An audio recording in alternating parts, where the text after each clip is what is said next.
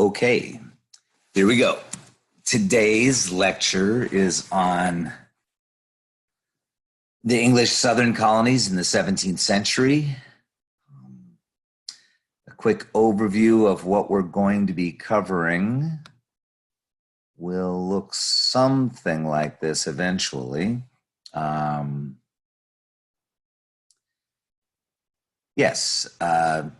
Our first slide will be on Virginia and Maryland, what is collectively called the Chesapeake region. Then we'll move on and talk about relations with Native Americans.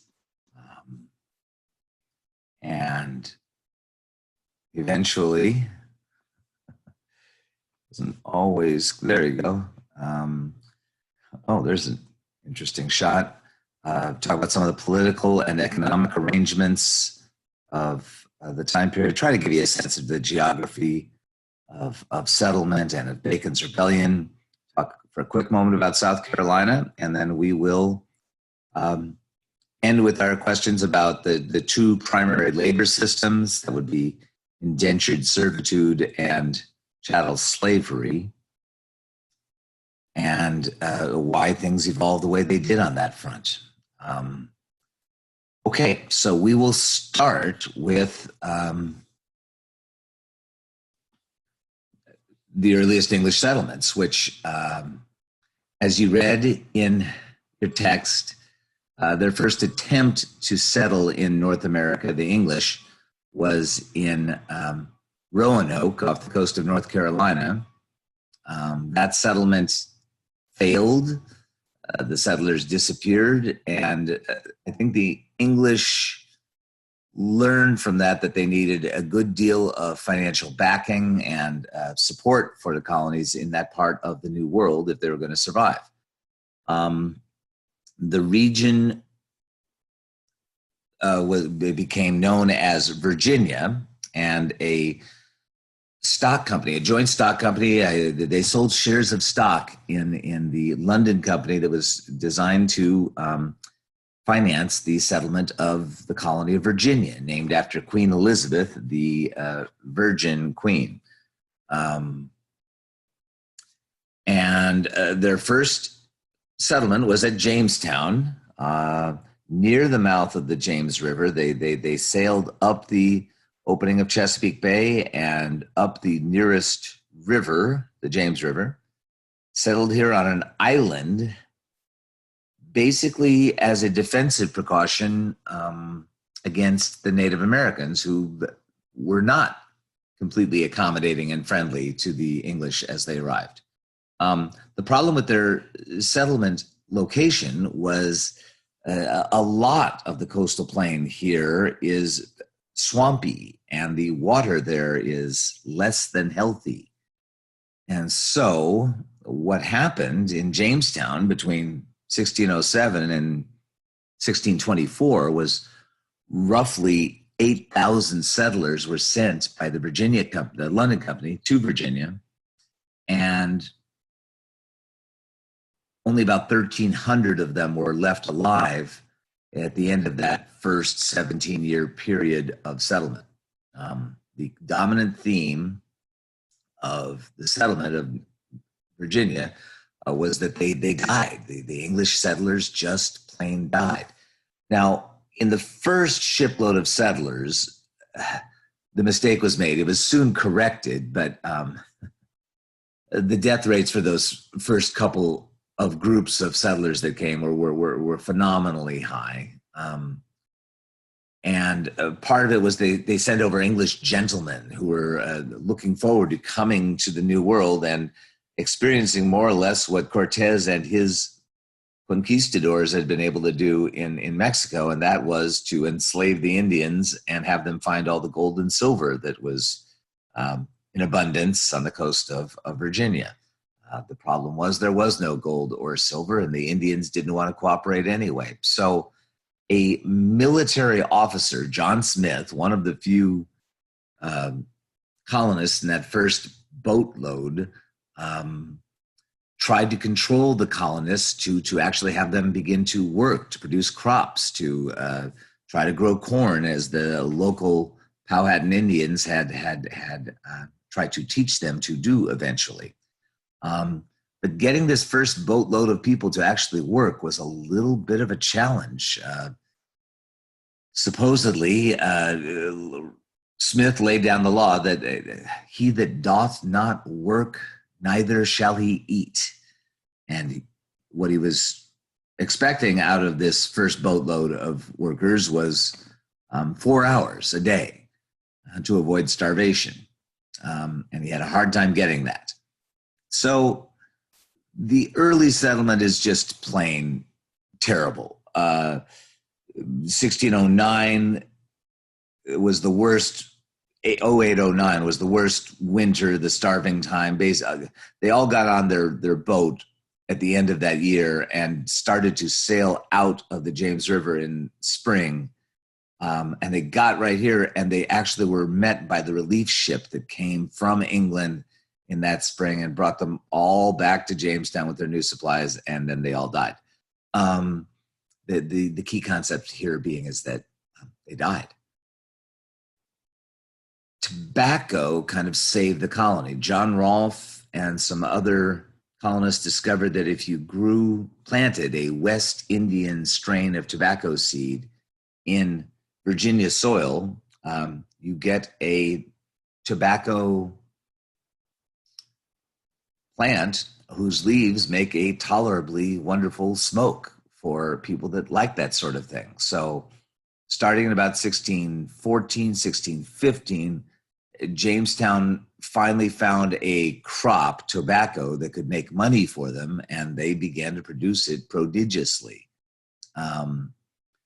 And I lump Maryland into this story because both Maryland and Virginia shared just about all the same characteristics. Maryland founded a little later as a proprietary colony, given by the king, not to a company, but to a friend of his, the Lord Baltimore, the Calvert family, settled Maryland, and they settled it ostensibly as a refuge for English Catholics, who were, as you can imagine, and we'll cover later, not very safe or popular or able to practice their religion in England. So some English Catholics came to Maryland to settle, but very few. Even though Catholics were tolerated in Maryland, the dominant religion there was the same religion that it was in Virginia, and that is the Church of England, the Anglican Church. Most settlers that came to the Chesapeake were Protestant, Anglican Christians seeking to make their fortune, or at least have some economic opportunity in the New World. Religious freedom almost completely did not enter into the picture in terms of the settlement of the Chesapeake, the earliest English colonies. Okay, now getting along with Native Americans was, as I mentioned, a bit of a challenge, like duh. And the Powhatan Confederacy, this Algonquin-based group of tribes, were a formidable adversary for many, many years. They were well organized. They, like most Algonquin tribes, they were semi-settled, semi-nomadic. They would often move from field to field, from village to village in the course of a year. Powhatan was the name of their chief, who was, like I said, wary of the English, had his daughter Pocahontas enact some sort of ritual saving of John Smith in the first year of settlement there, that kind of revalidated the largesse, the generosity of spirit of Powhatan to allow the English to stay there. And it was also an assertion of his dominance over the English, whose life he saved with the help of his daughter in this ritual. So while relations were not sunny and rosy and completely peaceful. There was kind of grudging uh, equality of ability to co-inhabit territory that was very close to each other in the Jamestown settlement. When Powhatan died and he was succeeded by his brother, Opie Chankanoff, or something close to that, the Indians went into a violent surge of seeking to drive the English out. In one day in 1622, the Indians killed killed one third of the English population in Jamestown, and almost successfully drove them back into the sea, and not quite. The English that survived were able to exact a terrible price in Native American lives and keep their toehold there. But the violence of the act was enough to convince King James I of England, after whom Jamestown had been named, to take away the authority from the London Company, the joint stock company that founded Virginia, and make it into a directly royal colony. At least the English side of the governing of it would be, with the king on top, who would appoint a governor, and then they also had elected representatives within Virginia to make the laws there. We'll cover that next. This last bullet point on this slide about the 3 areas of conflict with natives is just kind of a common sense reminder that it probably would have been surprising had the English and the Native Americans been able to keep the peace consistently. I'm not saying that different gender roles led to fighting between these groups, but it was a source of misunderstanding and kind of not getting each other. English looked upon farming as something that a man did in the field for the most part. Of course, English women also were involved in farming, but the heavy labor of farming was perceived to be a predominantly male activity. And that's what happened. The English men, almost all the settlers in the early years were men in Virginia. They farmed tobacco as soon as they could. Whereas Indians, Algonquin culture, had women doing the farming and men who would go out and hunt. And the English didn't understand this in the sense that hunting in England was a leisure time sport activity. It was something the aristocracy did on a few weekends out of the year in their hunts, release the hounds kind of thing. And so English people thought that Indian men were lazy because they played on a daily basis, had sport with hunting, and Indian men looked upon Englishmen as womanly for doing woman's work of farming. So that's an area of conflict. Certainly the whole idea of the English seeking to control Algonquin land and own it and have title to it is based on kind of a Lockean notion of property ownership, that if you live on the land and you work the land and you fence the land, then it's your land, and that you own the land. Whereas Native Americans would have a hard time with the whole concept of land ownership. There certainly was a clear sense of land use rights, and we get these lands as opposed to our enemies who don't get to use these lands. But owning land with clear title was something pretty foreign to them. It would be like owning the air above the land or the water that would go through the land. And Native Americans generally didn't have that kind of concept of nature.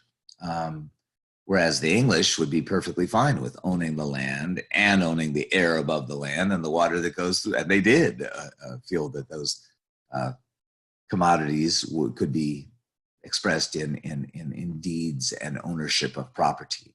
And then the last thing is political authority, of different views of political authority. And this gets fuzzy because in the 17th century, English ideas of political authority will evolve.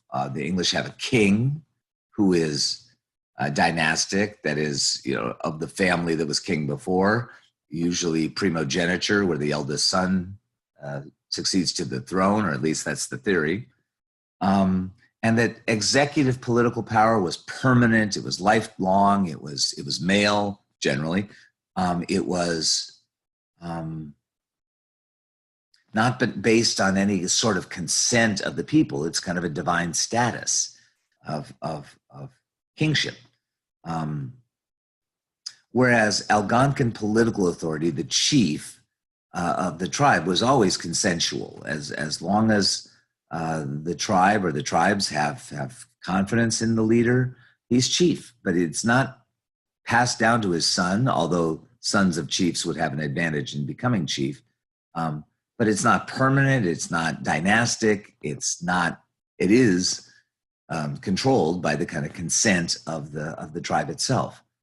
And the big caveat I want to add to, talk about English political authority, is that there is this institution of parliament, which, while not being voted on by a lot of English citizens, was a representative body voted on by English citizens, at least the House of Commons, whose power and control over English policy is going to increase greatly during the 17th century.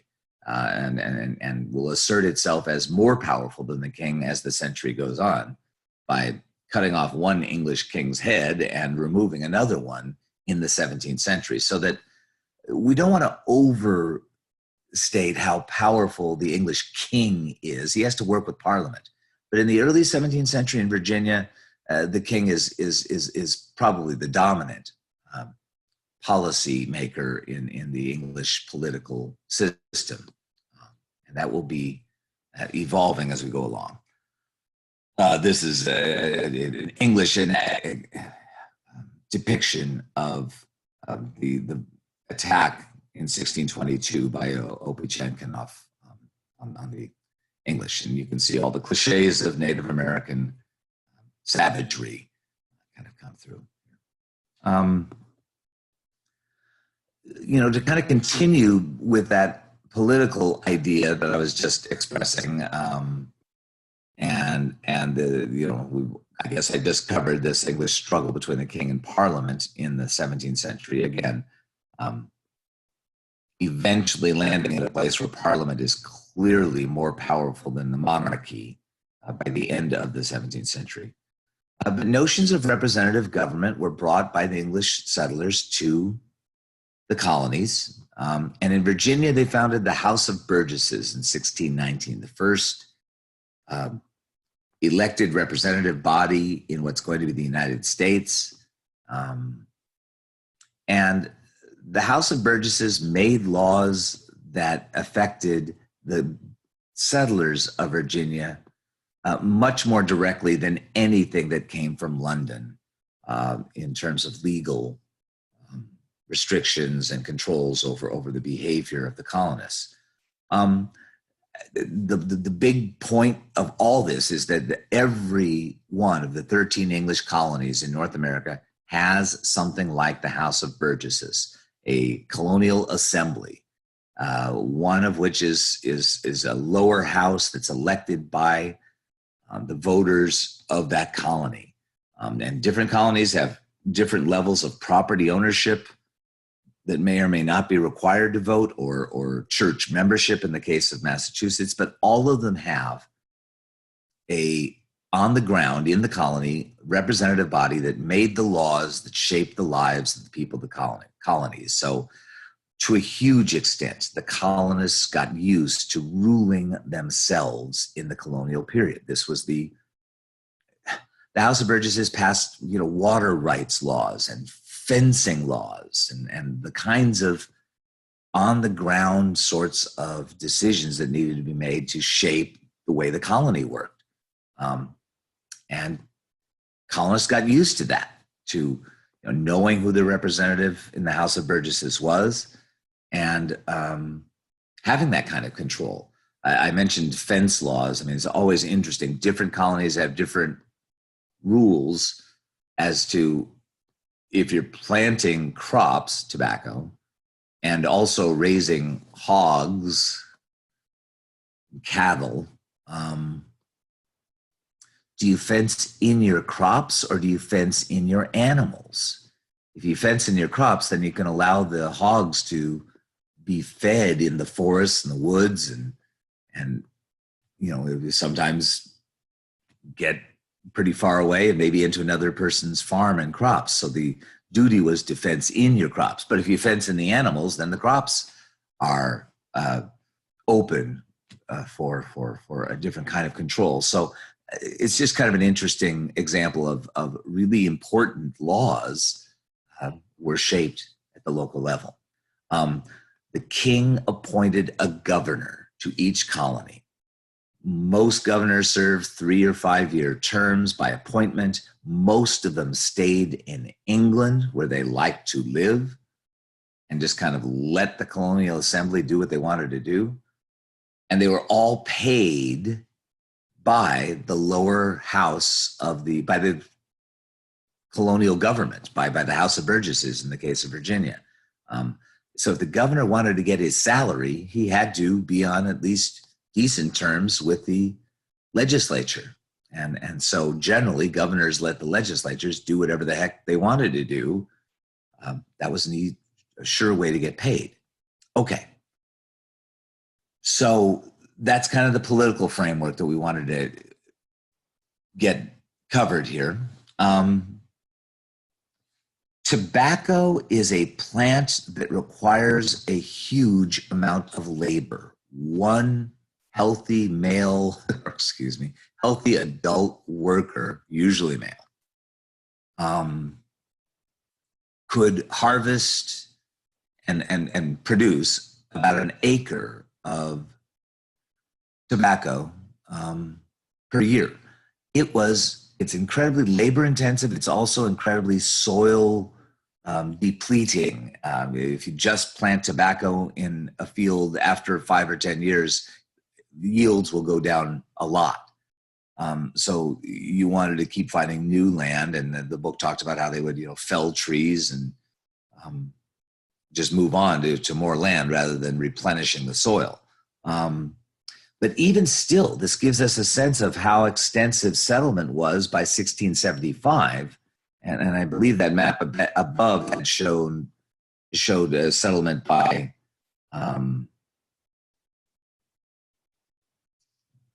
sorry, I'm not sure when, by 1650. And you can see it's just kind of a toehold on the major river systems there. And the tobacco crops that got grown there were grown by, worked by indentured servants, the servants that needed to, not able to get the slide to move now. Come on, slide. We're stuck. Wow. Aha.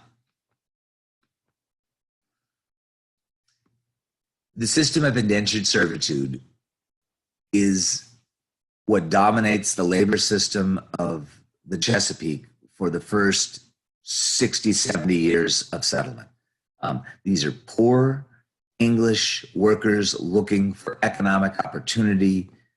Many of them had been pushed off the land of England in the enclosure movements. Just basically their traditional peasant ability to make a living was changed by new laws which fenced them off the land. They went to the cities, especially London, looking for work, and there's no work. And the promise was, come to Virginia, work out your contract, your indenture for 4, 5 usually, or 7 years or so, and you'll be given your freedom with the opportunity to have a plot of land and your own farm. And so many English poor were so desperate that they saw the advertising to come to Virginia, have a great time, and they came and worked. And the conditions of labor for these indentured servants were about as miserable as you can imagine. Part of that has to do with the headright system. Whether an indentured servant actually received land at the end of their indenture or not was not set in stone. But what was set in stone was the headright system. That is, whoever pays for the immigration of an English colonist to Virginia or Maryland was given 50 acres of land, a headright, by the colonial government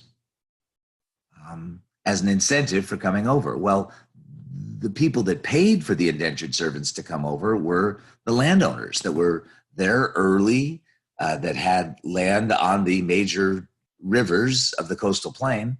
And basically, it made a lot of sense for them to purchase the labor of, to pay for the voyage of one of these indentured servants, have them work for that landowner for a period of 5 years, and pocket the 50 acres of land that the government gave them. And it seems pretty clear that the way these indentured servants were treated by their English landlord colonial masters was pretty terrible. The odds of surviving the 5-year indenture were low. I think our textbook is a little bit rosy in describing the likelihood of surviving.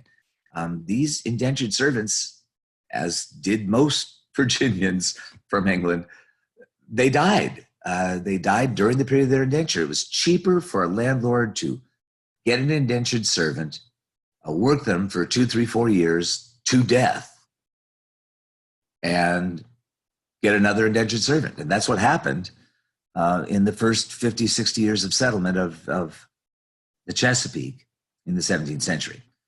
So the headright system contributed to this kind of incredibly exploitive and terrible labor system of indentured servitude. But what changes in the middle of the 17th century is that indentured servants begin in the 1650s and 60s to actually live out and survive their period of indenture. And some of them did get freedom dues and their suit of clothes, their corn, their land, and some did not. But the survival rates began to increase dramatically in the mid-17th century as the colonists began to drink less swamp water and more apple juice. After 30 years or so, the apple groves that they had planted and adopted began to produce enough liquid that they weren't drinking this terrible water all the time, and were dying less often. They also had begun to expand their diet to include more meat, more cattle were being raised in the region, and not just tobacco. So the health of the indentured servants began to improve, and you began to see more and more and more of these indentured servants surviving and wanting what they thought they were promised: land, a headright, freedom to have their own farm, as they thought they were promised in their contract. The problem was the Governor William Barclay, I think it's pronounced, was kind of fresh out of easy accessible land along these river valleys, unless, of course, he went to war with the Native Americans to take more of their land and force them to sign more of it away. And at that point, the Virginia governor, so where's Jamestown on this map? Right here in the Jamestown settlement, and that's still the capital, was not wild about the costs, the likely violence of a war with the Native Americans. And so he 4 years kind of refused to make land acquisition accessible enough to these ex-indentured servants who are going to be trying to get land. And that resulted in Bacon's Rebellion in 1676. Easy year to remember, 100 years before the Declaration of Independence. Bacon's Rebellion in Virginia was basically about 500 ex-indentured servants led by Nathaniel Bacon. And they basically marched from the English settlements out to a Native American village, burned it, killed the inhabitants, and basically demonstrated to the governor, no, see, we actually can take Indian land. And this is great. Came back to Jamestown, took over power, drove the governor from Jamestown. He actually retreated over here to the eastern shore of Virginia. And Bacon and his followers kind of took over power for about 6 weeks. Now they're in Jamestown. So Bacon dies of dysentery within 6 weeks of taking over power, and the governor comes back, and basically what the governor says is, I get it.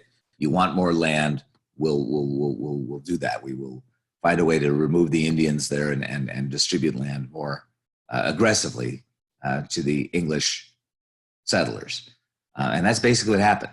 But the landlords of Virginia were frightened by rebellion from below and began to recognize that they couldn't trust English ex-indentured servants and began to shift their preferred labor source to African Americans, to Africans. There had been African slavery throughout the Western Hemisphere for at least 100 years before the English began to rely upon it. But the principal reason seems to be a desire to have a more controllable labor force, a more identifiable, that is, if they're Black, they're likely to be a unfree worker of some sort, in this case, a slave. And that desire to control the labor force leads to the establishment of slavery, chattel slavery, the form of labor that turns a human being into a piece of property for another human being. That gets institutionalized in the 1660s, 70s, 80s, and takes root in the Maryland and Virginia farms, especially in the 1690s. They talked about how the number of African slaves will double every year of the 1690s as the Chesapeake turns from a primarily indentured servitude labor colony to a African slavery colony.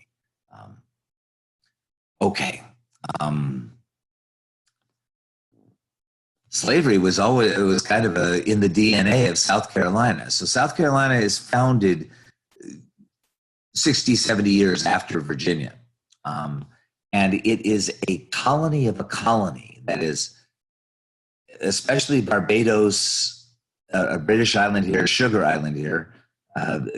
Sugar was the most profitable crop grown in the Americas to send back to Europe. And if you could grow sugar, which is very labor intensive, very hard work, very likely to kill the people that are involved in the production of sugar within a couple of years. The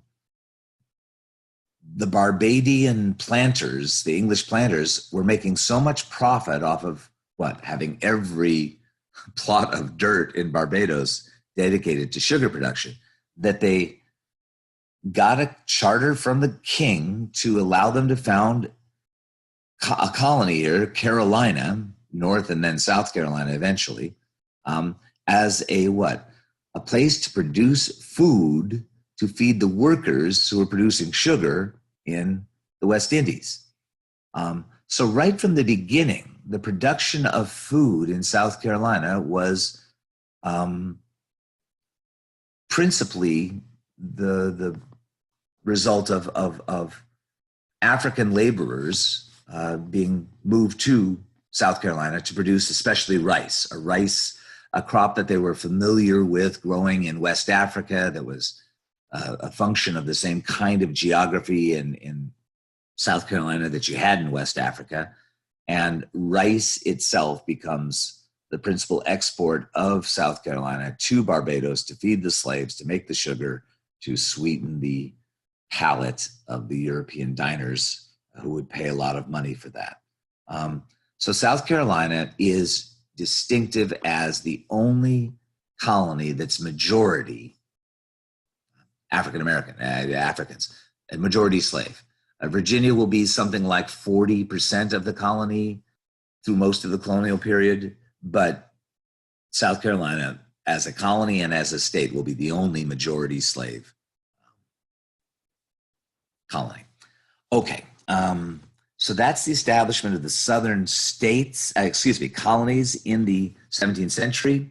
There's our two questions again about the two primary labor systems to kind of get a sense of both of them. We'll talk more about slavery in another lecture.